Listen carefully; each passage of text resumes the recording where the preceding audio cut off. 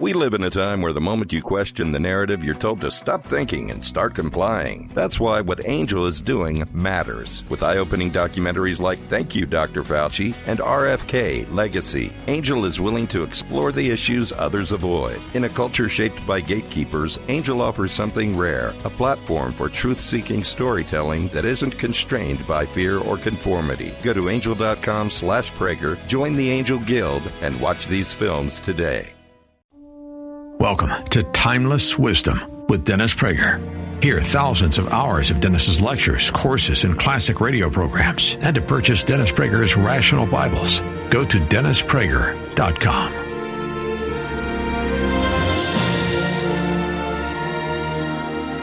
On today's episode of Timeless Wisdom, Abraham breathed his last, dying at a good ripe age, old and contented, and he was gathered to his kin.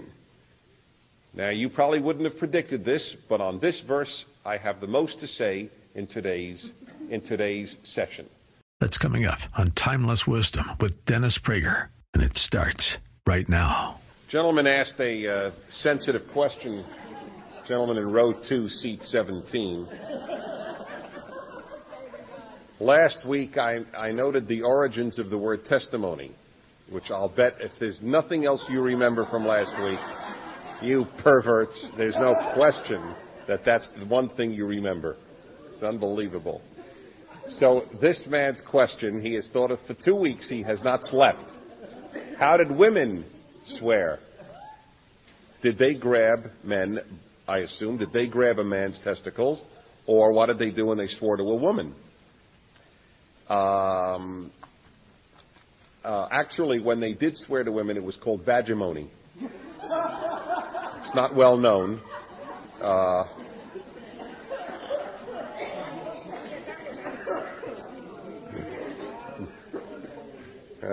God.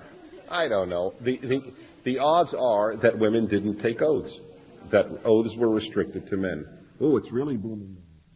De-boom it? Thank you. You like that? All right, then keep it like that. Hey, what you like, I like. The customer is always right. By the way, up in the booth, since you have such power, can this room be made cooler? Yes? Woohoo! Yes, sir. Everything. Bless you. Imagine if you could do this your whole life. Talk about... Thanks, thank you. Talk about things that you would like. Talk about power. How would you like to be able to, without ever hurting the person in any way, if somebody were nudnicking you, you could just press a button and they ceased to be. They continued to be, but not in your presence. That is the power of a radio talk show host. You just very gently go like this. So long, Jerry. Be well.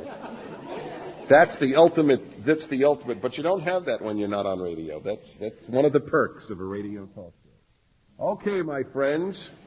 Genesis 25.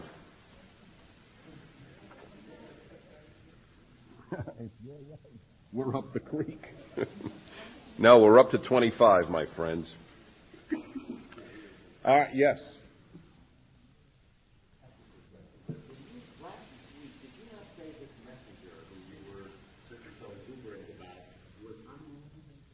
It's unnamed in the Torah, but everybody thinks it's Eliezer.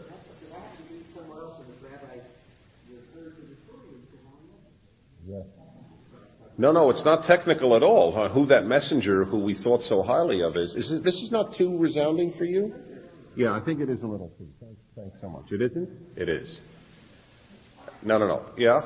It just sounds to me almost godlike, and it just drives me crazy. Okay, I'll stand here. Anyway, no, it was the tradition holds that it's Eliezer. That's true. But it doesn't say so in the Torah, in that chapter, and I am very much a believer in only reading what's in there. That's the way I teach text, okay? Where did it come from? Because Eliezer was his chief servant. That's where it came from. It's a very logical thing to assume. It just doesn't say it. Yes. So it is logical to say Eliezer, but it doesn't say Eliezer. Okay? Yes.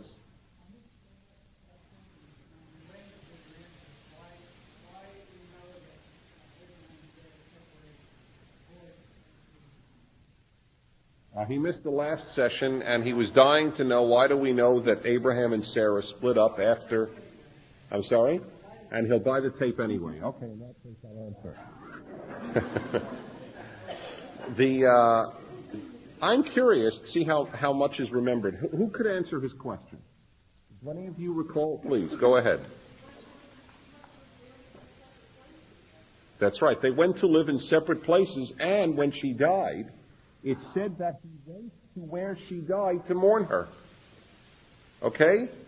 It's Beersheba and Hebron, two very, very distant places. And it's clear, I don't read into the text. That is one of the characteristics of my learning and my teaching. If it ain't there, I say it isn't there, and this is what I would just suppose. This is as clear as you can get without the words, and they split up. Because the text wouldn't speak like that. It's too sensitive an issue to put it that way. It just makes it so clear there's no way around it. And it makes it clear that Isaac went to live with her, that he too didn't live with his father. When it says where he brought Rebekah to his mother's tent, why wouldn't it be to his mother and father? It was to his mother's tent. And his attachment to her is also very clear. Sarah was already gone. Oh, yes, that's right. She was already gone from Abraham. You mean already gone dead, though, I assume. Yeah. That's not as clear. Well, it's the last sentence of 24.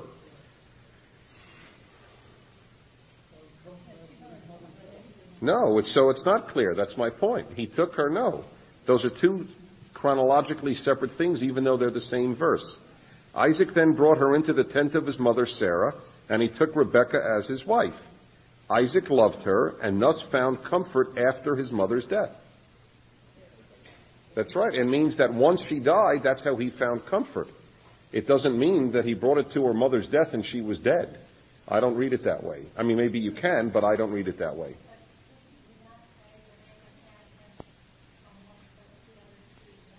Yes? Oh, yeah. Well, that's... Yes, it was. The good question. Was it not prior to this where Abraham mourns her? Okay, one of the things, and this will become very clear today if we get as far as possible, which we may not, but we will get as far as possible, no matter how far we get. At least I listen to myself. Makes one of us. There is a very basic principle in biblical text, especially the Torah. And I remember learning this as a child. In Hebrew, it's ein mukdam u'mu'achar b'Torah. There is no earlier or later in the Torah. Chronology is not followed precisely. We write chronologically. They write literarily. Okay? So that would be the difference, as you will see perhaps today, depending on how far we get. Okay. Now, again, because this is verse by verse, certain of the things will hold intrinsically greater interest to you than others. Sometimes commentary is not necessary. But here is a classic example. By the way, we didn't have to get very far at all. Here is a perfect example of chronology not being followed. The beginning of chapter 25. Abraham took another wife whose name was Keturah. When did he take this wife? Did he take this all the way at the end of his life? After Sarah dies and after Rebekah is brought as a wife for Isaac? No, the assumption is it's earlier, and we have a proof for that, and that is that she is referred to as a concubine, even though in this it says here as another wife. It's interesting that he himself says, if you look at number 6. I'm going to read all the verses, but look at verse number 6. Abraham willed all that he owned to Isaac, but to Abraham's sons by concubines, Abraham gave gifts. In other words, it's referring to this Keturah and Hagar as concubines. You take concubines while your wife is alive. You take a wife once your wife is dead. Okay? So it's implying that this Keturah is a concubine, and therefore this would have happened earlier. Yes? Why is it necessary then to have two wives? He could have, but in his case, the others are referred to as concubines. It's a good question. It was legally possible. Yes, then that's true. You are right. But then who are the concubines that are referred to here? He says he gave everything to the child of Sarah, but to the concubines he gave. So then what happened to the children of the other wife? You see, that's the reason. We apparently only have here a wife, Sarah, and the rest are concubines. He could have taken other wives, but in the lifetime of Sarah, he apparently did not. Okay? Based on that verse 6. It's not conclusive proof, but it strikes me as logical. I always worry when we have questions in the middle that I won't move anywhere. So do you think they could be held? Is that possible? You won't forget? Or you're dying? Okay.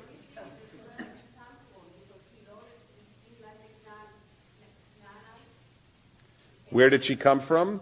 Keturah? I mean, what were her ethnic origins? I don't think it's knowable, except if you look etymologically at the word Keturah, which he does here look at the name, but it didn't excite me, so I didn't bother noting it. All right, yes, last one, yeah.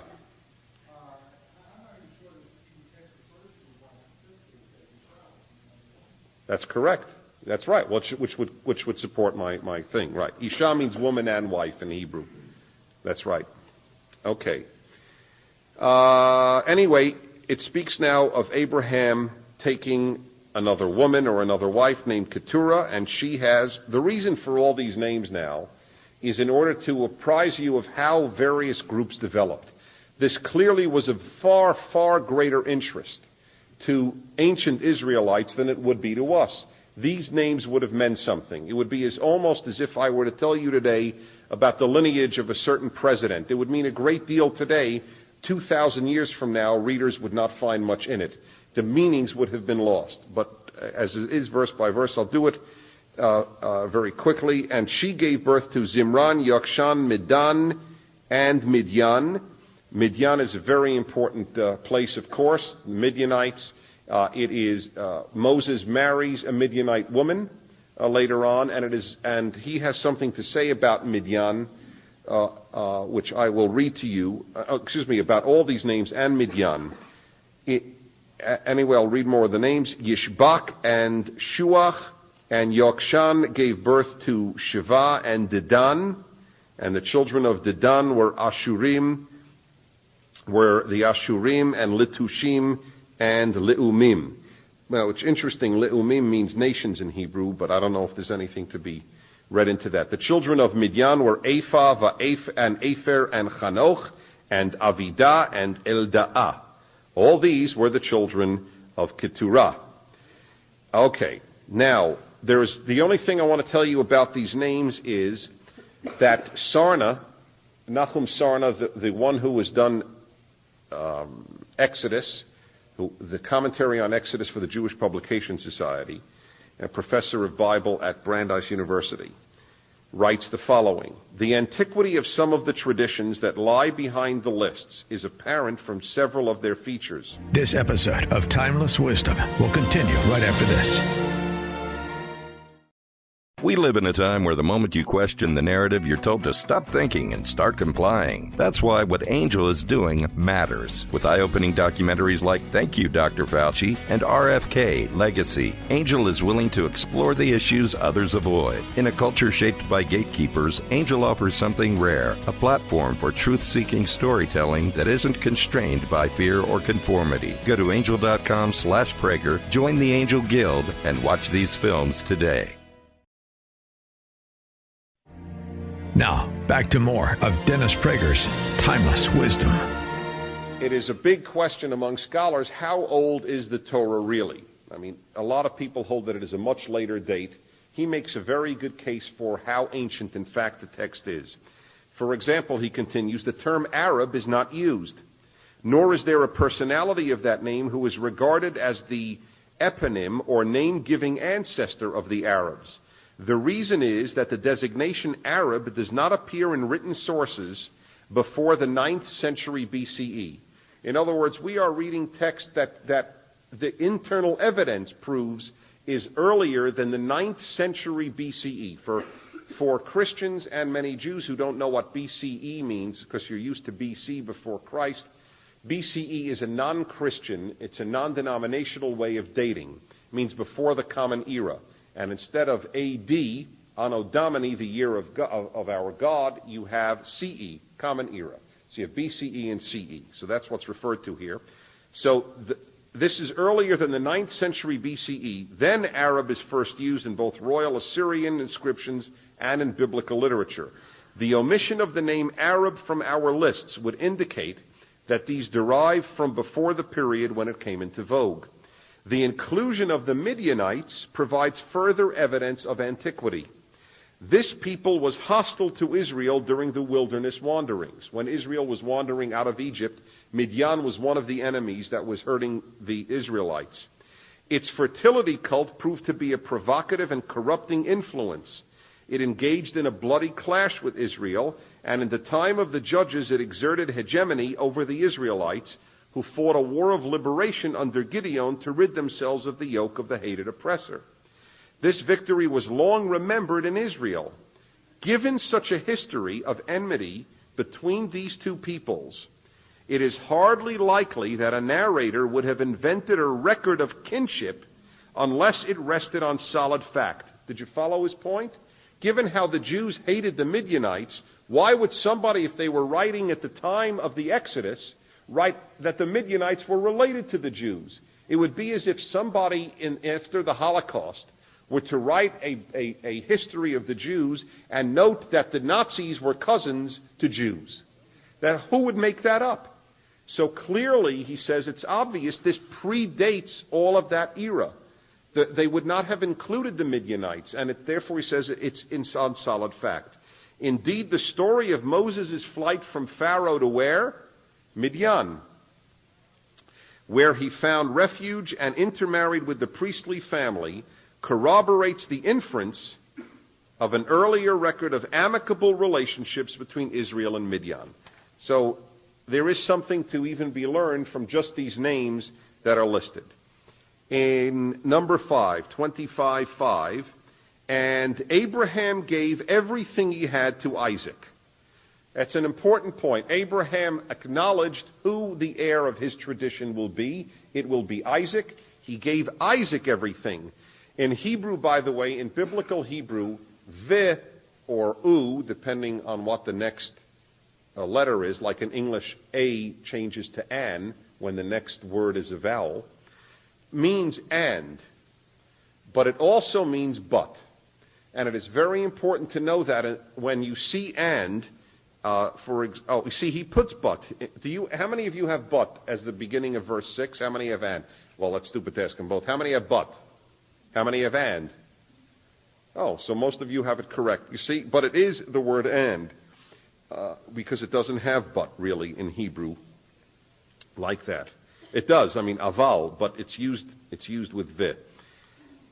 But to Abraham's sons by concubines, Abraham gave gifts while he was still living, and he sent them away from his son Isaac eastward to the land of the east. So he treated them nicely, the children of concubines. It's a very nice thing that it added. You would think all it'd have to say is he gave Isaac everything.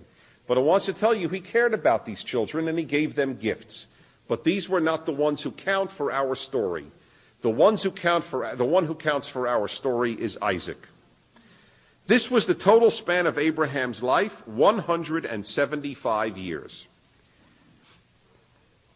And Abraham breathed his last, dying at a good ripe age, old and contented, and he was gathered to his kin.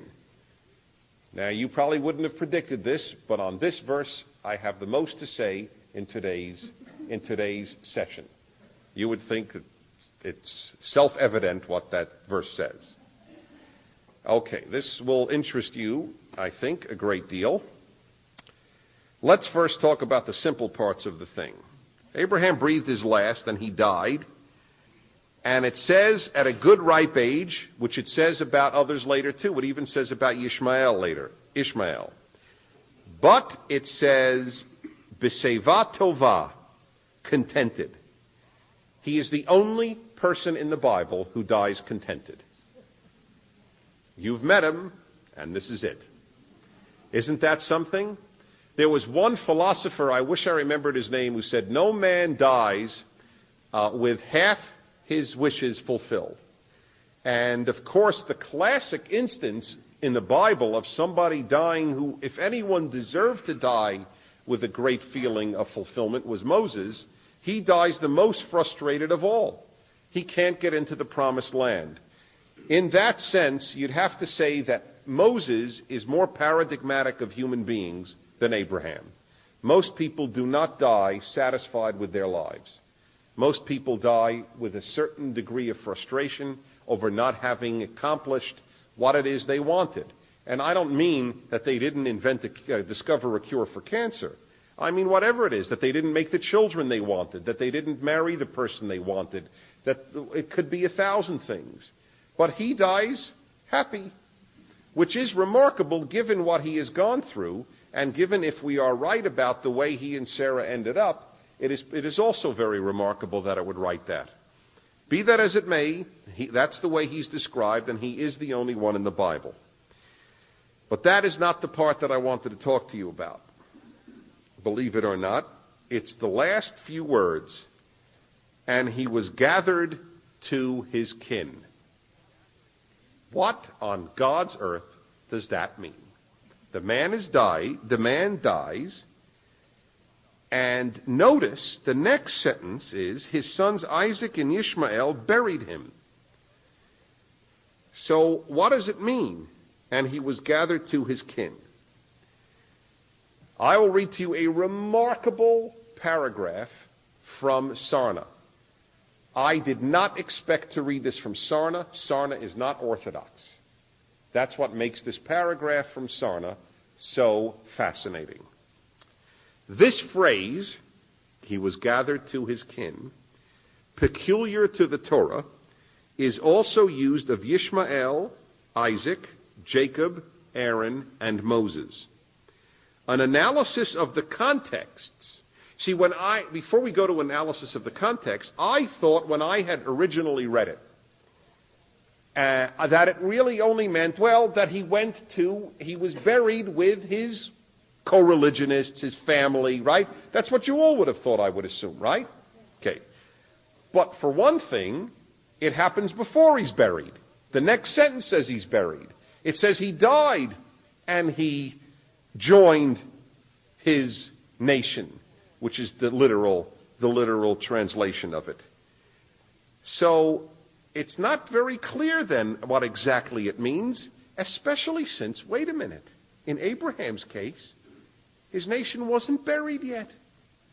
Well, who? What nation? Who? His father Terach? He wasn't buried with him. So it can't mean that. The only one who died thus far is Sarah. And you can't say, and he was buried with his nation or his kin, when the only issue was Sarah. So let's read what he writes. An analysis of the contexts in which this phrase is found, he was gathered to his kin, reveals that it is to be distinguished from death. You hear that?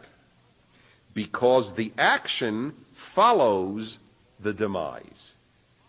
Are you with me? You getting the hint that so far Sarna is leading to? Let me read that again. An analysis of the context in which it is found reveals that it is to be distinguished from death itself. It doesn't mean he died. Because the action, in other words, his joining his kin, follows death. Get it? What follows death? For most of us, the assumption is burial.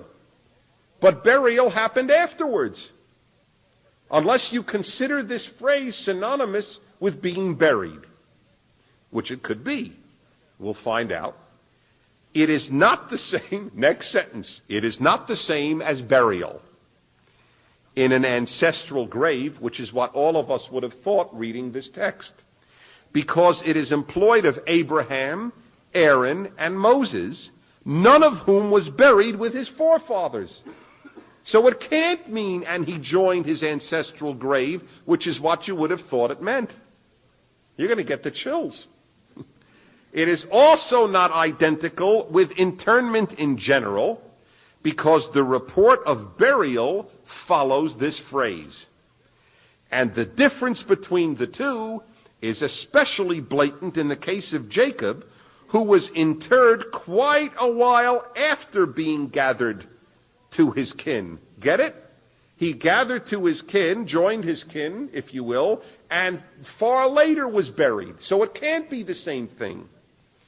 It would seem, therefore, that the existence of this idiom, as of the corresponding figure to lie down with one's fathers, testifies to a belief that, despite his mortality and perishability, man possesses an immortal element that survives the loss of life. Non-Orthodox scholar Nahum Sarna writing, death is looked upon as a transition to an afterlife where one is united with one's ancestors. This interpretation contradicts the widespread but apparently erroneous view that such a notion is unknown in Israel until later times. Woo! That's chill-worthy. Okay, I get the chills reading it to you again. I have to tell you the delight that I had in coming across this of Sarna. One of the reasons is it has been one of my ongoing battles in Jewish life to tell Jews that they have been mistakenly presented Judaism in their belief that Judaism doesn't believe in an afterlife. It does. It affirms it with passion. If you look in the secular Encyclopedia Judaica, you will see under afterlife, A-F-T-E-R, life, first sentence, Judaism has always affirmed the belief in an afterlife. Jews, however, have bought into, and this was pointed out to me, I'd say 15 years ago, after a speech in Texas. A woman who had converted to Judaism came over to me after a speech. I don't think I've actually referred to this maybe once ever since. It comes to me now as I speak to you. And she said, you know, I want to tell you something. When I converted to Judaism, I realized that the only people in the world, the only group that was still believed in the age of reason were the Jews. And it was such a powerful insight. All other groups, as it were, had still very deeply pre-age of reason religious beliefs, or simply rejected rationality as the basic way to approach life, as in very many traditional cultures. But Jews were so empirical oriented. Give me the evidence, give me the facts, give me the data, and then I'll believe it. If you can't prove it, I'm from Missouri. Jews are from Missouri, much more than people from Missouri. That's one of life's ironies, is that Jews who brought all of these things into the world, God, afterlife, at least afterlife is spoken of here, and so on, are the ones who least believe in these things today. I once heard a rabbi, a distinguished conservative rabbi, say at a funeral, and I wrote this in my article on afterlife in my journal years ago. He said, ladies and gentlemen, we're here burying so-and-so, but of course, we know that life ends with death. We Jews don't believe in an afterlife. We believe you live on through your good deeds and through your children and so on. Well, I never accepted that on many grounds. One of them is it's terribly unfair to those who don't have children. They don't live on. Number two, it's terribly unfair to those who don't like their children. I'm dead serious. I live on through this. That's a frightening thought. I'm very serious about this. Is everybody dying to live on through their kids? And what if their kids don't have kids? And by the way, even if you like your kids and you do live on through your kids, how long do you live on? What does that even mean? What if 4 generations from now they lose the videos of you? I'm serious. Do you remember your great-great-grandparents? Can you even name them? Can you even name your great-grandparents? Most of you can't even name them, let alone tell me anything about them. How are they living on through you? Genetically? Do you believe that stuff? What does that even mean? You're a gene pool of all of humanity. So it always struck me as, at least, let's be honest, you don't live on, period. You're here, you're a puff of molecules, you're gone, you're no more molecular, okay? Let's at least be honest, but don't give me this glib stuff, you live on through this or that. And the Jews in the Holocaust, for whom all their good deeds didn't live at all, because everyone they touched was also gassed, so they don't live on. Think about it. How could a Jew hold such a thing? This episode of Timeless Wisdom will continue right after this. We live in a time where the moment you question the narrative, you're told to stop thinking and start complying. That's why what Angel is doing matters. With eye-opening documentaries like Thank You, Dr. Fauci, and RFK, Legacy, Angel is willing to explore the issues others avoid. In a culture shaped by gatekeepers, Angel offers something rare, a platform for truth-seeking storytelling that isn't constrained by fear or conformity. Go to angel.com/Prager, join the Angel Guild, and watch these films today. Now, back to more of Dennis Prager's Timeless Wisdom. It's always struck me as people don't want to look at the consequences of their own belief. If you deny an afterlife, be honest and say, we are purely physical beings. We may have a heart and emotions and so on, but the fact is it is all in many ways a subjective experience. Objectively, that's it. We're gone. We are no more immortal than the cow you may have had for dinner, or parts of whom you may have eaten for dinner tonight if you had a burger or whatever. That's all we are, except cows don't care about living on. We do. That's the only difference. Secondly, it is all very often argued, and this is the point that Sarna makes here, that the belief in an afterlife in Judaism is caused by the Greeks. That the Greeks gave it to the Jews. They believed in the spirit, in the soul, in the immortality of the soul that was not to be found in the Hebrew Bible, and the Jews were influenced by the Greeks, and therefore they picked it up from them. That is why the Talmud, which is almost co-equal with the Torah in Judaism as a body of thought, or certainly as a body of law, the Talmud is filled with references to the hereafter, to the afterlife. By the way, the Talmud, I believe it's at the end of the tractate Sanhedrin, and I may be wrong. I think it's the 11th chapter.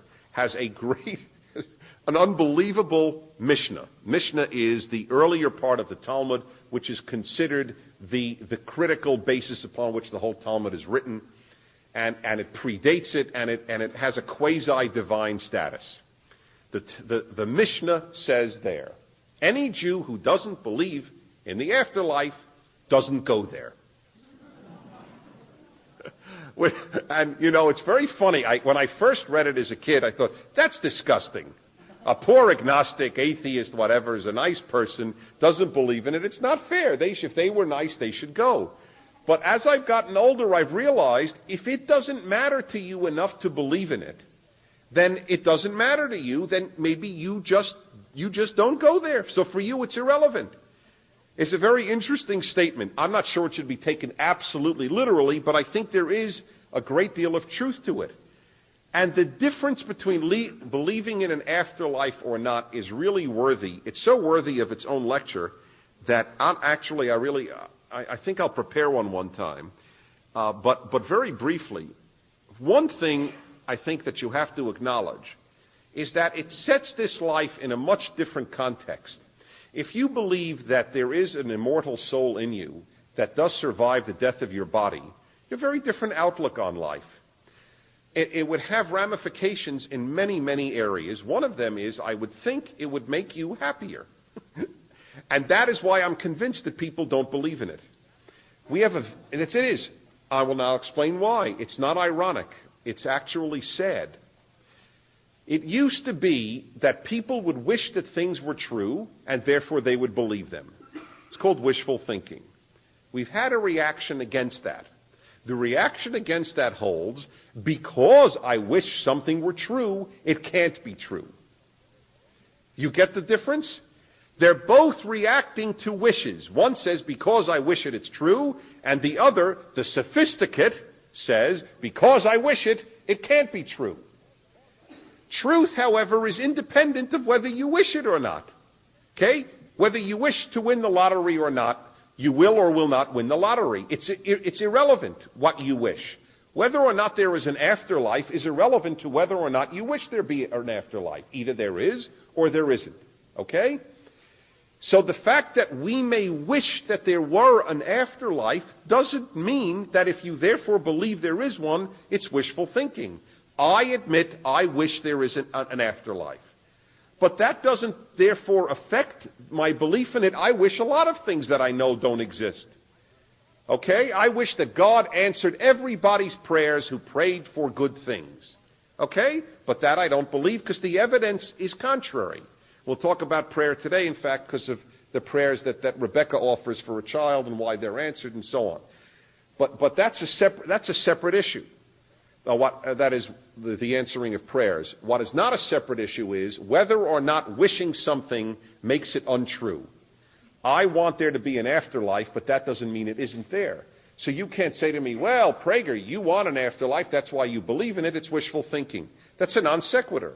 Yes, I admit I want there to be one, but there may very well be one. Now let's talk about what are the arguments for it. The arguments are overwhelming. If God is not physical, how could God create a world, a reality, whose only reality is physical? All right? Just insofar as... Now, in Judaism, and we're talking within Judaism, because that's the question. Does Judaism believe in an afterlife, right? That's the question. Okay? For Mormons, it would be a different question, because for them, God is physical. So we're going to talk specifically now for Jews. Within Judaism, God is not physical. It is one of the basic beliefs in Judaism. So if God is not physical, didn't God make a non-physical reality? If God is the ultimate non-physical reality, there must be a non-physical reality. Second, how many of you really do believe? I don't mean by a show of hands. It's just a question for you to ponder. How many of you really do believe that you are only physical reality, that in the final analysis you're really just chemicals, that you're stellar dust, that you're stellar matter, you're a molecular creation, and that's it? There is nothing that transcends it. I don't think that. I think there's a Dennis that is independent of Dennis's body, and I think that you think that of you, that there is a you. I can't define it. You can't define it. I can't put it in a bottle. But if I could put it in a bottle, it would be physical. The argument, therefore, is, I think, a very strong one if there is a God. The obvious other argument, I said to you that it would make you happy, right? Why would it make you happy? Because every one of us understands that this world is a profoundly unjust place. It may not be unjust to you, but it is filled with injustice. It's a dispiriting thought to think, for all our labors, for all our concerns, for all our hopes, it all ends in the grave anyway. And then it really does end up with what Ecclesiastes writes: everything is vanity. The whole thing is really baseless. Then what is it? Then we're just taking up space for X amount of time in this world. The belief in an afterlife says, wait a minute. There is something that works itself out in this world after this world. And that is a helpful thing. A third ramification of it is you won't become a utopian in this world. I am convinced, I know this for a fact, that with the decline of religion in the Western world, utopianism in politics took over. One of the things that religion had always said to its adherents was, this world may be miserable, but know that there is something better for the deserving in the next world. Karl Marx hated that. It was for that reason that Marx called religion the opiate of the masses. He said what religion did was stop people from making this world any better for themselves, because they would all defer all their desires to the next world. So who cares if the rich lord over me, and who cares if capitalists take advantage of me? Oh, my priest, my minister, my rabbi told me that things will be okay in the next world. So he saw religion as an opiate. It let people suffer and not try to better their situation. Now, in some cases, that is exactly what happened. People were sedated by religion and said, oh, who cares what happens here? It's what happens there that is the only thing that matters. What he did, of course, was, however, go to the opposite extreme, a far more dangerous one. What is that? Because there is no utopia after this world, we have to make utopia in this world. And that is what all of the left, all of it, historically has been, a utopian movement. The further you move left, the further you move generally secularly, and the further you move towards utopianism. Make this world heaven because there is no heaven afterwards. You understand? And that is why, to give you a brief course in Marxism, it's called Marxism. This I am curious by show of hands. How many of you ever heard the term, I won't ask you what it means, just heard the term dialectical materialism? It's amazing. It's amazing, frankly. I did not expect that many hands. Your children won't be able, thank God, but well, it's not true. If they go to college, they'll learn it because there are people who still believe in it there. Dialectical materialism is based on the notion materialism philosophically doesn't mean I love Porsches and Mercedes. That's the popular use of the term materialism. Philosophically, materialism means I believe only in the reality of matter. Dialectical materialism means that I believe in the dialectics, which are where opposites reconcile themselves of matter. In his case, in the Marxian case, it was feudalism reacted to by its opposite capitalism, which will ultimately culminate in socialism. So that is dialectical materialism. And for that, people spend years and years at university, and you got it in 1 minute. Just what a bargain. Materialism took over from religion. Matter is the only reality. There are religions that said the spirit is all that matters. Now back to Judaism. Judaism walked a tightrope. It says the spirit is real and the body is real, and they are both very important. And to the question, if the Torah or the Hebrew Bible so believed in an afterlife, why doesn't it say so outright? Believers know that after this life there is an afterlife. There are two reasons. Number one, there is no philosophy in the Torah. None. It is not a philosophical book. Judaism is not philosophical. It is practical.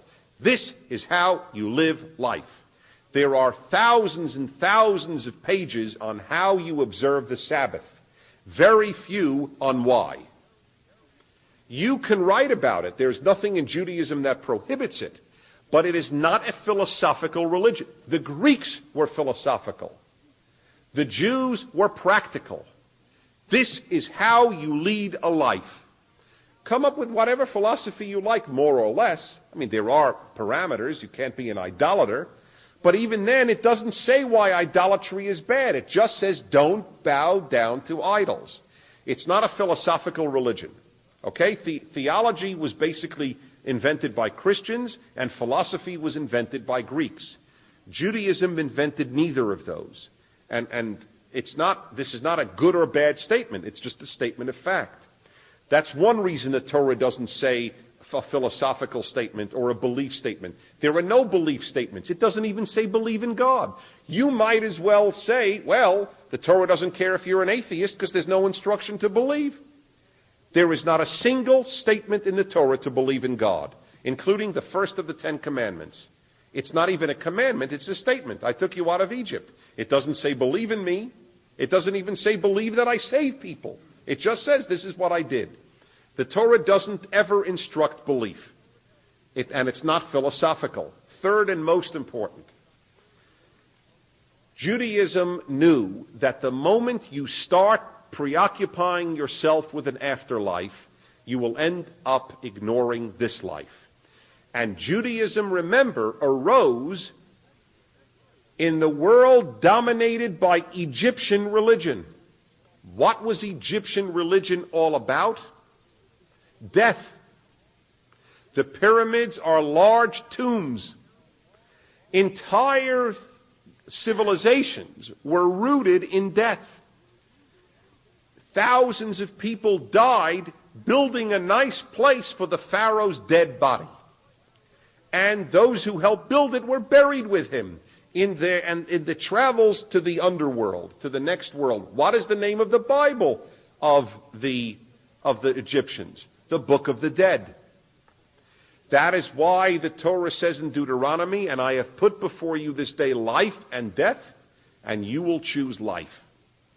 Judaism rejected preoccupation with death, meaning with what happens after death. That is why what emanated ultimately from Judaism was a massive desire to create. Give you one example from Daniel Borstein, whose latest book was The Creators.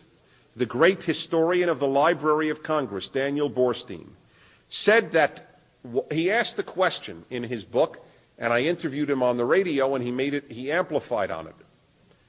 He said, why did the West, why did the Judeo-Christian world, if you will, produce such an immense outpouring of creativity in every area? Technological, scientific, artistic. How come? Dwarfed everywhere else. And this is not a statement that other ethnicities are vapid or anything like that. There's beautiful Chinese art, there's beautiful Japanese art, etc. That is universally acknowledged. But the sheer volume and magnitude is unparalleled to the West. And he said, because Judaism originally and Christianity, of course, adopted the idea of God the Creator. And both Judaism and Christianity said man should imitate God. As God created, so you should create. You create when you believe that this world matters. If this world doesn't matter much, why bother doing anything with it? The Torah was generally silent on afterlife because it wanted the Jew to be preoccupied with this life. But it took for granted, just as it took for granted God's existence, it took for granted the existence of an afterlife. This is not a later Greek import into Judaism, and that's the point that Sarna is making.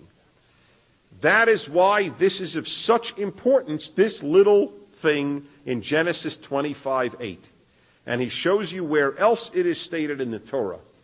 And the context proves it can't mean just he was buried. Now I have a fascinating thing to show you. And this will give you a classic example of the difference in how Jews view the issue of afterlife. I just read to you Sarna. Okay. There were three great Jewish commentaries on the Torah today. Nahum Sarna, the British Empire. Many of you who've ever gone to synagogue will have seen the Hertz. I don't have it with me, but you've seen the Hertz Pentateuch, Torah. And the Reform commentary is by the eminent Reform Rabbi Gunther Plaut. Okay. One second. This episode of Timeless Wisdom will continue right after this. We live in a time where the moment you question the narrative, you're told to stop thinking and start complying. That's why what Angel is doing matters. With eye-opening documentaries like Thank You, Dr. Fauci and RFK Legacy, Angel is willing to explore the issues others avoid. In a culture shaped by gatekeepers, Angel offers something rare, a platform for truth-seeking storytelling that isn't constrained by fear or conformity. Go to angel.com/Prager, join the Angel Guild, and watch these films today. Now, back to more of Dennis Prager's Timeless Wisdom. Hertz, what does Hertz say on 25:8? This is an intimation of immortality. That's what the Orthodox. And what does Plaut say, the Reform commentary on 25:8? This is an idiomatic expression for he died. Is that dramatic or what? Plaut won't And I know him, and he's a beautiful man and a great scholar and a beautiful Jew, but he's a Reform rabbi, and he's a Reform rabbi who has imbibed the liberal notion that you can't accept immortality. It's too traditional. And so what does he write? And it can't be that, an idiomatic expression for he died. It would have meant then, and he died, and he died. That's what the sentence would then say, right? It can't be. But, and of course, it's inconceivable to me that 1% of the Reform readers of the Plaut commentary find any trouble with that.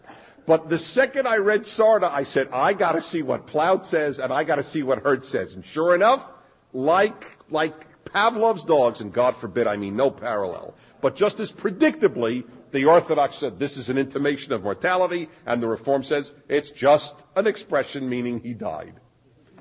But Sarna says it best because Sarna proves that it can't mean he died, that it had to mean that it was just assumed by the reader, the Jewish reader of this thousands of years ago. They knew what it meant, that he went to his ancestors. He went to this world where others were. And so I just wanted you to know that because it is too important an issue. And it should help relax you, because a lot of the tension of modern society is everything must be done in this life or I am wasted. And also I am convinced too that the secularization of life helps the panics that we have over health, which I think are very much rooted in a fear of dying. It's like there's no acknowledgement in societies where people believed in an afterlife, which is most of the world, including primitive culture. They don't have the same problem with being around the dead, seeing dead bodies, talking about it. We have all euphemisms. He passed away, or whatever it is. We have all these euphemisms. It's never confronted. And it's partially because we can't handle it. And I understand why. If I thought that's it, this ends it all, I would find it much more difficult to handle too.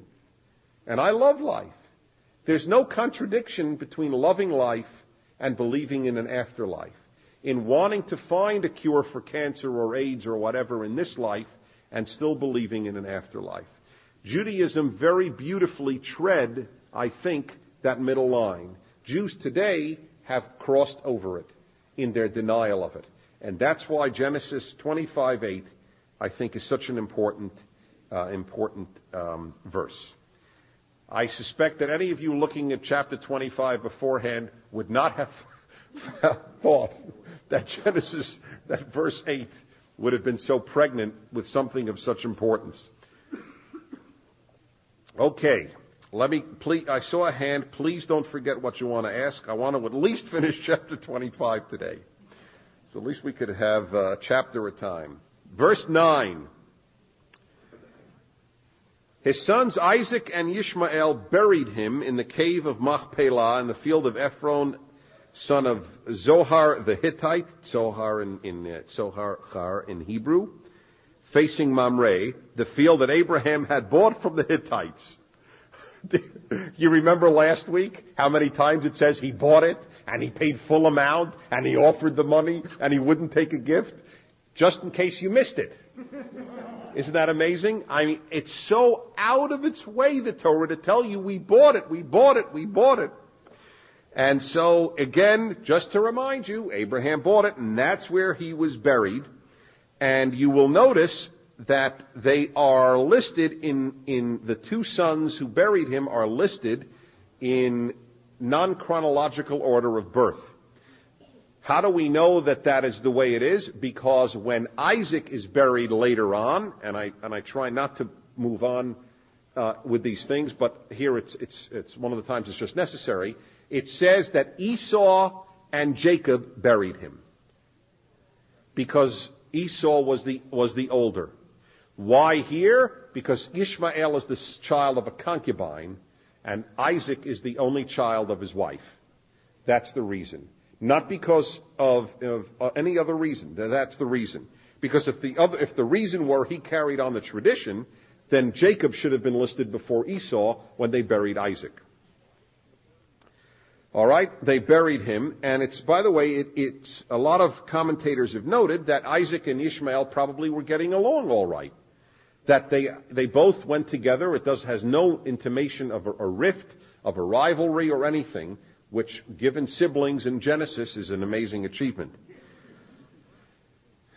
Verse 11, after the death of Abraham, God blessed his son Isaac, and Isaac settled near Be'er Lachai Roi.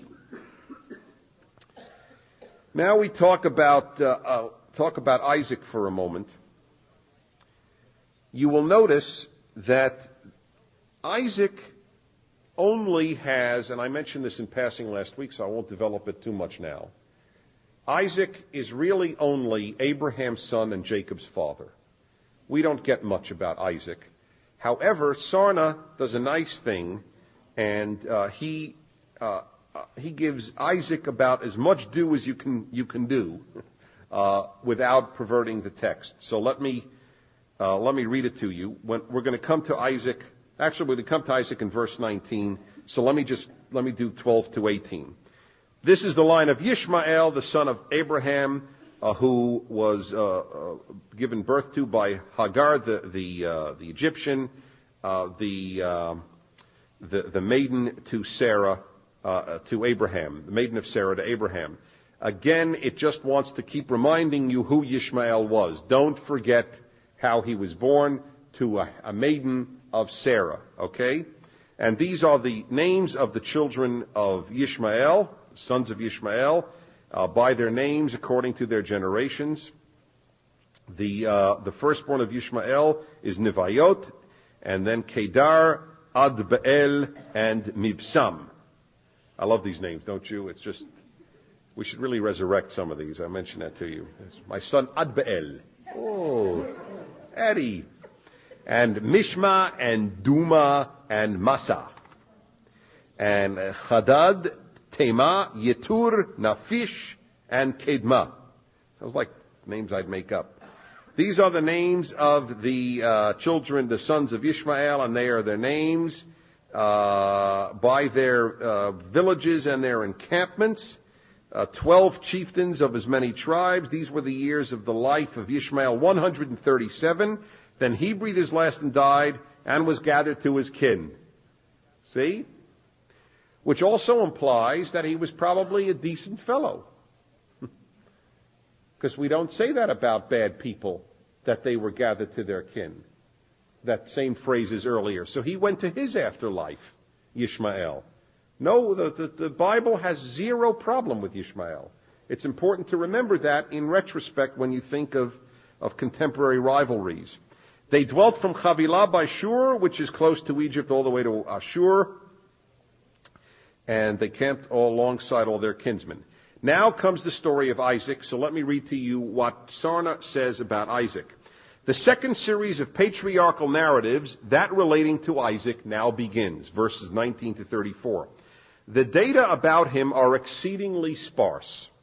Much of what is preserved, his birth and circumcision, the Akedah, the binding, and his marriage, is integrated into the biography of Abraham, while other episodes belong to the large collection of traditions regarding Jacob. Nothing is recorded of the first 20 years of Isaac's marriage. You'll figure out, I'll show you how he figures that out. Only a few isolated events in his life are preserved in the literature, where he is eclipsed by the towering figure of his father Abraham and overshadowed by the dynamic, forceful personality of his son Jacob. As I told you, right? Those are the two, really. He's just like a conduit. Yet Isaac is more than a mere transition between Abraham and Jacob. And the biblical account does contain unmistakable elements of individuality. And I credit Sarna for digging this up. Isaac's name, uniquely bestowed by God, is not changed. Abraham's is, from Abram to Abraham. Jacob's is, from Jacob to Israel. Isaac's is never changed, because it was uniquely bestowed from the beginning by God. Remember? His pastoral wanderings are restricted to a narrow range and largely center around Be'er Sheva, Unlike Abraham, he does not live at Hebron, Kiryat Arba, but settles there only in his old age.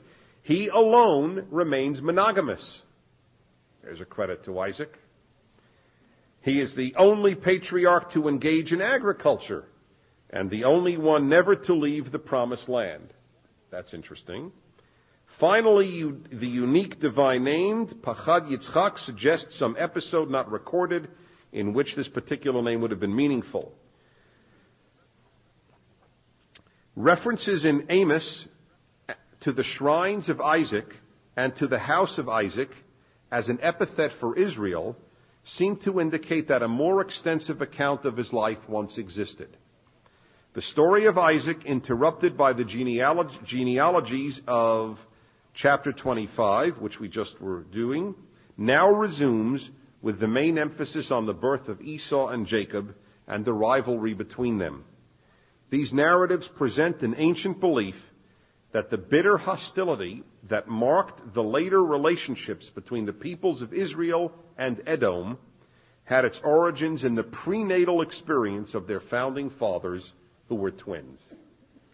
Edom is the land that is located what would be now in southwest Jordan, across from the Negev. If you look across, if you've ever been there across, that's Jordan. That's the land of Edom, in case you were wondering.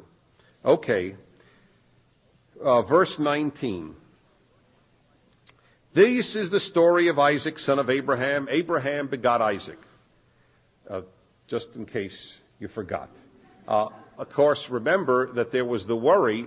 There are a lot of commentators who say, don't think any of those kings who visited with Sarah. Remember? He's not any of their children, any of their child. He is Abraham's child. There might have been that worry, maybe not. Isaac was 40 years old when he took to wife Rebekah. One moment. Isaac was 40 years old when he took to wife Rebekah, the daughter of Bethuel, the Aramean of Padan Aram, the sister of Lavan, the Aramean, for a wife. Isaac pleaded with the Lord on behalf of his wife because she was barren. Sounds somewhat, what is the word I'm looking for? Somewhat familiar, that's the word. It's a tough word, familiar. I don't know why I forgot it. There is a reason for this.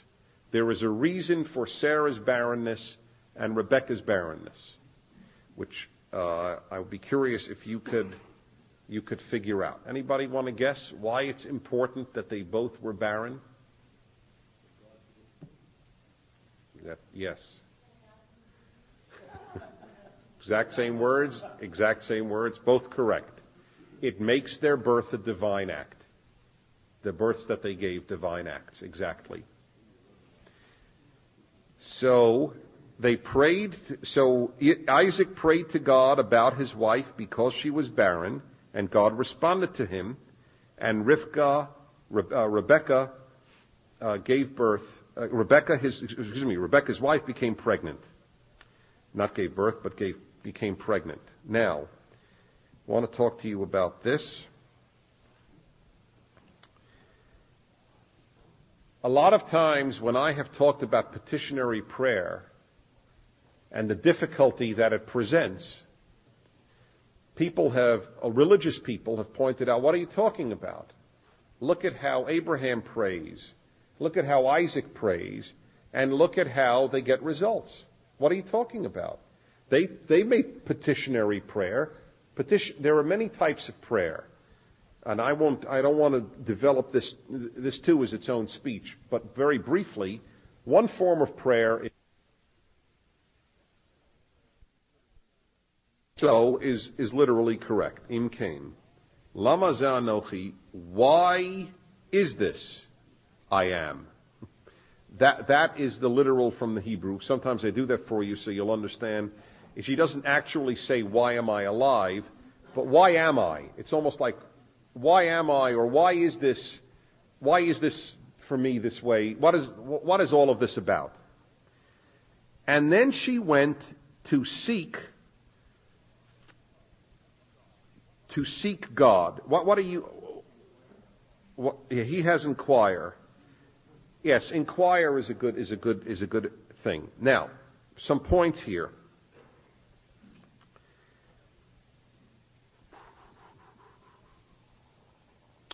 Sarna makes a brilliant point. What happens when Abraham and Sarah don't have a kid? What is their solution to their problem? Take a concubine. He gives credit here, the only defender of Isaac I ever met. Not that Isaac is ever bad, but he's never regarded as particularly much. But here, it's a very interesting juxtaposition. The same exact problem, the same exact burden, but they pray to God, and they don't go and get a concubine. Now, of course, my dear friends, you can argue who did the more correct thing. It's a very interesting question. If things go wrong, what do? Do you try to work it out, or do you pray? It's almost like the old Marxian problem I raised earlier. So I want you to know, while I think it's very important to note the difference, I'm not sure one was a superior answer to the other. He was a prayerful type, Isaac. That's true. Abraham was more of an activist, and Sarah was the ultimate activist. Hey, you need progeny, man. Otherwise, this thing dies with you. Get a woman. It was her idea, you recall. Very, very interesting difference in personalities here. Why didn't Rebekah say the same thing? It's not working with me, Isaac. Go get a concubine. Not at all. They went to pray, and it worked. Just wanted to show you the difference, how interesting. Now, also, she went to, and it uses Jehovah, God's personal name. Remember I told you there's Adonai and Elohim? And when it uses God's proper name, it means the personal God. Elohim is the God of nature, God of creation. That's why it say in the beginning, God, Elohim, created the heavens and the earth, not Jehovah. Okay? So she went to petition God, proper name God. There's another thing important here that commentators have noted, and that is she goes to seek this particular God, not the gods, not the God of nature, but this particular God, the God who the Jews or the Hebrews or just her family have understood to be God, which is a credit to her as well. She didn't go to some soothsayer among the pagans. She went to God directly. She didn't go to any other person, but went to God. So you see how interesting it is, what can be read into the words here. And God said to her, and the answer is almost a poem. In Hebrew, it is a poetic type thing. 2 nations are in your womb, 2 separate people shall issue from your body. 1 people shall be mightier than the other, and the older shall serve the younger. To which I'm sure she was thrilled to just hear all this news. Can you imagine that? The poor woman, she's having this awful pregnancy, and this is the answer God gives her. Not it'll be all right, but on the contrary, it's awful. You don't know how bad it is. 1 will be the mightier, 2 whole nations shall come, and the older shall serve the younger. Now, I have never seen this point noted, but it's hard to believe there are any truly new points. But I haven't seen it noted. When you get to the dilemma later of how it is that Jacob gets the birthright and not Esau, because Esau is the firstborn, you have a problem with Jacob, which I wanted to get to today. We might or might not, but the afterlife might have stopped us. But it's worth it. I mean, if any of you were actually relieved to know that this is a Jewish belief, it was worth every minute of it. But on one of the questions that's been raised is, how could Rebekah be party to this cheating, quote unquote, because we'll find out if he was cheated, we may not find out, but we'll certainly ask about it, the cheating of Esau of the birthright. How could Rebekah be a party to this? Here is, I think, the answer. God told her. I only realized this on the most recent reading of it now. I never heard this before. God told her, the older will serve the younger. Well, if God tells you that, you know you have a pretty clear thing about your kids, about the twins that are going to come out. So I think it's very important to understand where Rebekah is coming from. It's also, by the way, very interesting. Again, I didn't see anything, any commentary on this. It just hits me now that God directly responds to Rebekah. I would like to see how often in Genesis or anywhere in the Torah God talks to women. I'm curious if any of you know, because if you recall, I think in the case of Sarah, it was always to Abraham. In fact, remember Sarah was back in the tent, listening, overhearing whether she'd be pregnant and so on.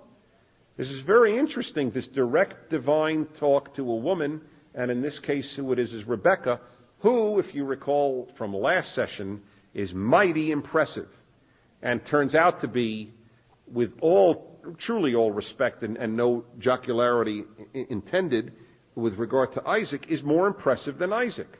And by the way, you recall that in some way Sarah was more impressive than Abraham. And none of this is reading into it. All of it is just, it's what's read into it later is the celebration of the patriarchs and somewhat of the lesser status of the matriarchs. And folks, I don't come to this as some charter member of the National Organization for Women. I come to it as an honest reader of the text. An honest reader of the text, it says the women are at least as impressive, at least as important, at least as decisive, and arguably more so. And so it's no wonder God talks to Rebekah here. He has somebody to really talk to about this. And he knows which one of them is going to do the key work with regard to making sure that she chose the right kid. You see, the point here with Ishmael and Isaac, the point here with Esau and Jacob is who is going to inherit Abraham's monotheism. It's a very big deal, my friends. It's almost, to put it in modern scientific terms, if you had a cure for cancer that you wanted to carry on generations beyond you, you'd need to know which of your children can do it. It's a very important decision. These are not just family matters. These are matters of human history that are being resolved here.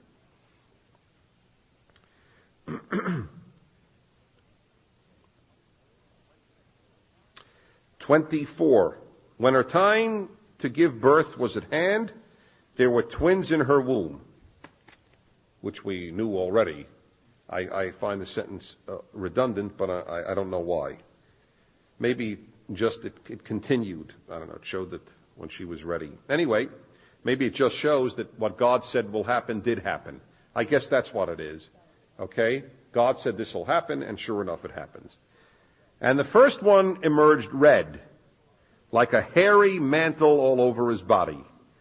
So they named him Esau. Of course, that makes a great deal of sense to the English reader, I know. It always cracks me up. And they named him Moses because they drew him out from the water. Oh, I see. This is one of the reasons it's good to know the Hebrew. Esav means hairy. Okay? So they named him Hairy. Now you like it, you see? All of a sudden you're reacting. Right? It's right. All right, so Esau was a hairy man, as I noted once in an advanced seminar at Columbia University on communist affairs. I was so bored in class, I mumbled over to the only other kid who had gone to yeshiva at the desk with the former ambassador of India to the UN, and I whispered to him out of nowhere, I had lost my mind from boredom. I go, Shimmel, Esau was a hairy man. And the professor stopped the entire seminar on international negotiations.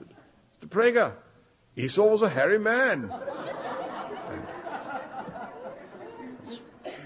It was one of my great moments in graduate school.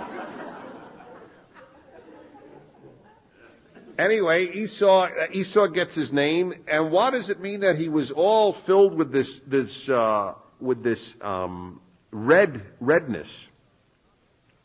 It's not fully clear. It could be admiringly, as he points out. Hebrew admoni, which means reddish, is also used admiringly of David in 1 Samuel. So it could mean a lot of things. It could mean a ruddy complexion, and it could simply mean that he is related to Edom, the people of the father of the people of Edom, or member of it. We don't know exactly. Anyway, assume that he was a reddish, hairy guy, and was born that way, which not many kids are born that way. They usually maybe on their head, but not more. And then came out his brother. His brother came out, and his hand was grabbing the heel of Esau, or Esav in Hebrew. Now, and his name, which will also make great sense to all of you who don't know Hebrew, was Jacob. Now, it could mean Jacob is Yaakov, heel is Akev. So it's really hairy and heel, the two kids, okay? In those days, they had very graphic names for their kids. Imagine if you could name your kid on the ways they look. This is placenta, and this is Frankenstein. No wonder God changed his name to Israel. It's just not as great as the sons of Heel. And Isaac was 60 years old when they were born. Okay? So now you know, that's how you know that they waited 20 years, as I pointed out earlier. Okay, and the lads grew up, and Esau was a man who knew hunting. He was a man of the field, of outdoors. I'm translating literally. He knew hunting. He was a man of the outdoors. And Jacob was a simple or mild man who sat in tents. This is powerfully a statement of what the Torah preferred in people. It may be an objective statement, but it's clear which one Genesis likes more. Judaism is not into hunters. It's into students.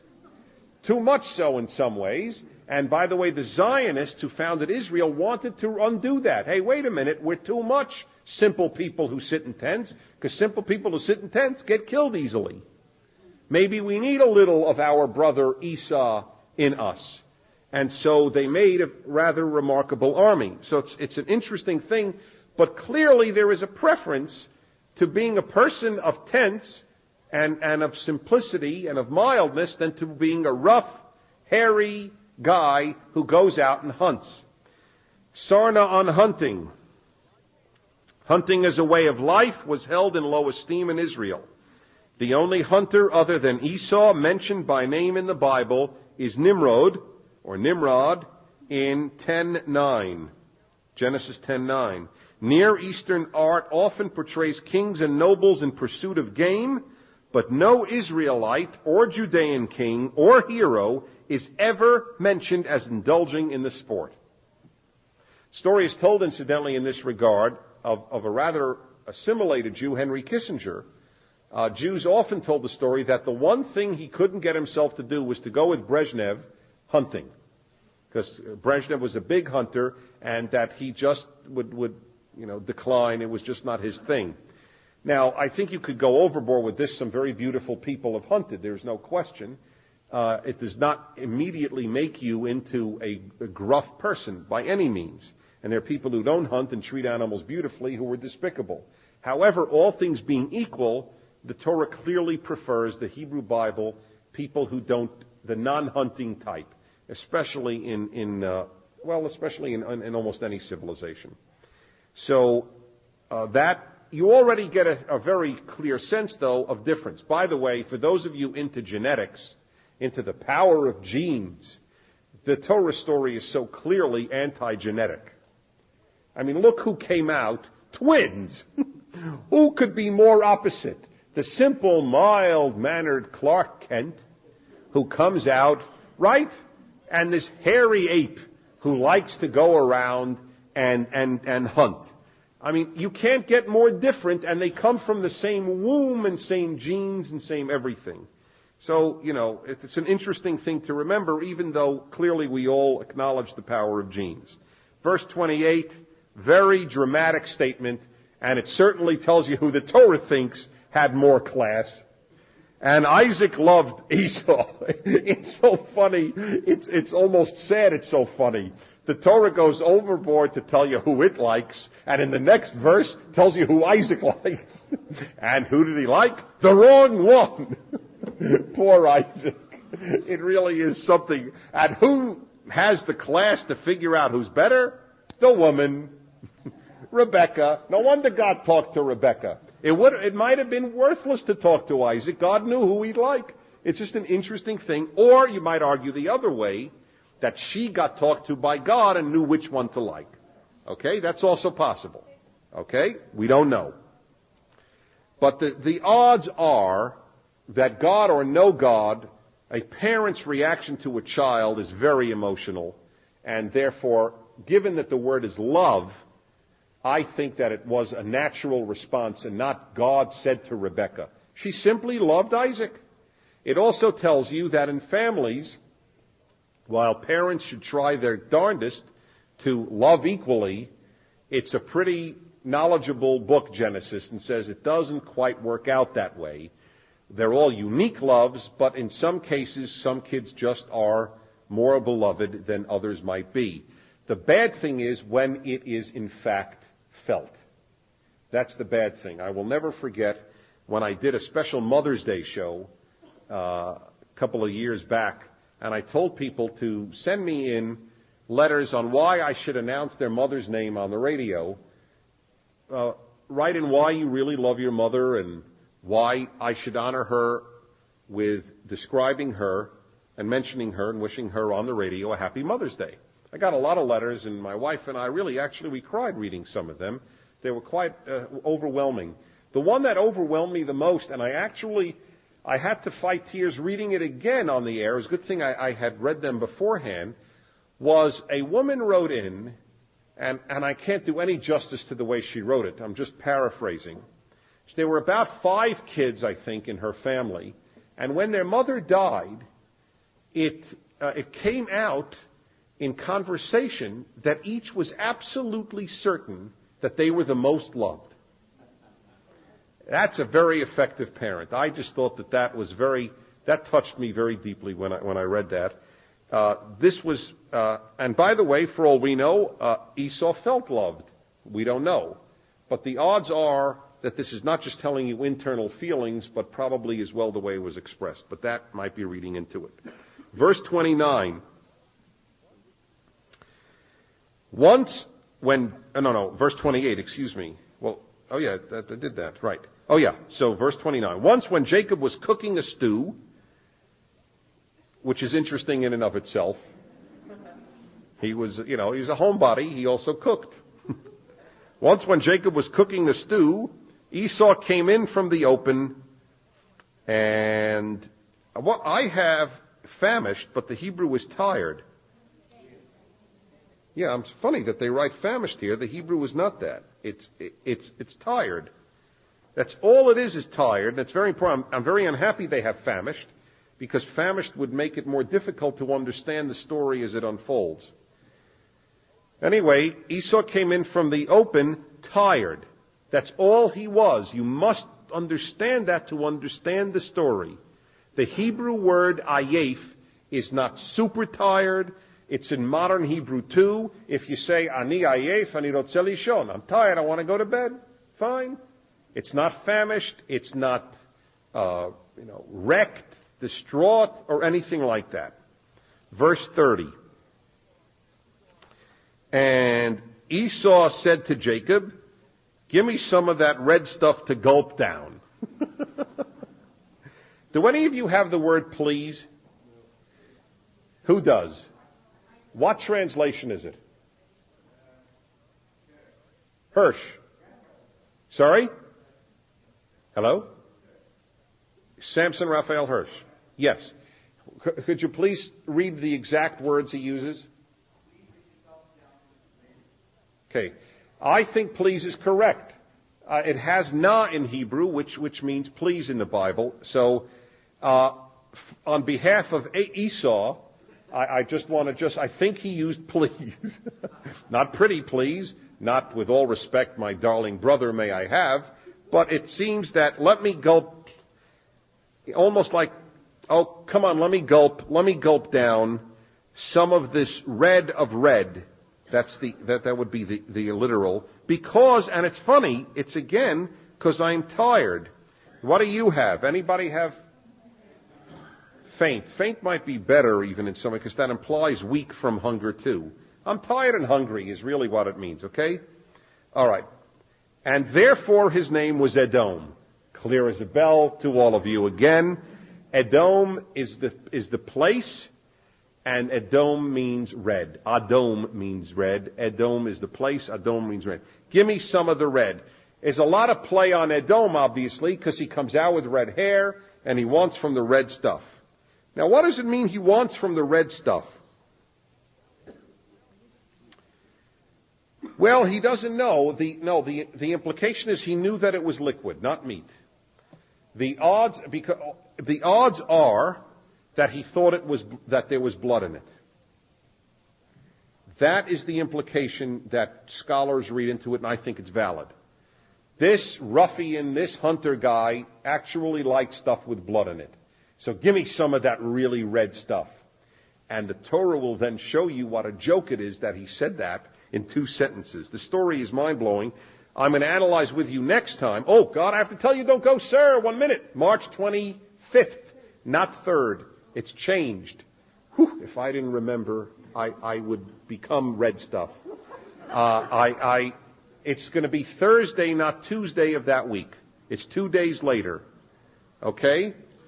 Okay, just got to tell you. Don't go. Don't go. He says, give me from the red stuff because I am... Okay, I told you that. Then Jacob says, first sell me your birthright. We'll analyze next time. We'll finish this and analyze, did he cheat Esau? I want you, if you want to think about an issue before next time, first of all, next time, any questions on the afterlife issue I raised or the prayer issue? But I'd like you to think, and please note it's March 25th, okay?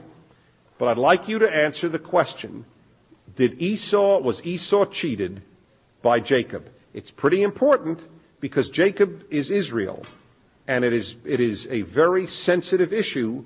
Did Israel get to be Israel by cheating Esau? Thank you. See you then. Tomorrow on Timeless Wisdom with Dennis Prager. So if you say there's only one race, the human race, University of California's lists of microaggressions says that's racist. There's only one race is racist? It's the opposite of racism. Join us tomorrow to hear more on Timeless Wisdom with Dennis Prager. This has been Timeless Wisdom with Dennis Prager. Visit DennisPrager.com for thousands of hours of Dennis's lectures, courses, and classic radio programs, and to purchase Dennis Prager's Rational Bibles. We live in a time where the moment you question the narrative, you're told to stop thinking and start complying. That's why what Angel is doing matters. With eye-opening documentaries like Thank You, Dr. Fauci and RFK Legacy, Angel is willing to explore the issues others avoid. In a culture shaped by gatekeepers, Angel offers something rare, a platform for truth-seeking storytelling that isn't constrained by fear or conformity. Go to angel.com/Prager, join the Angel Guild, and watch these films today.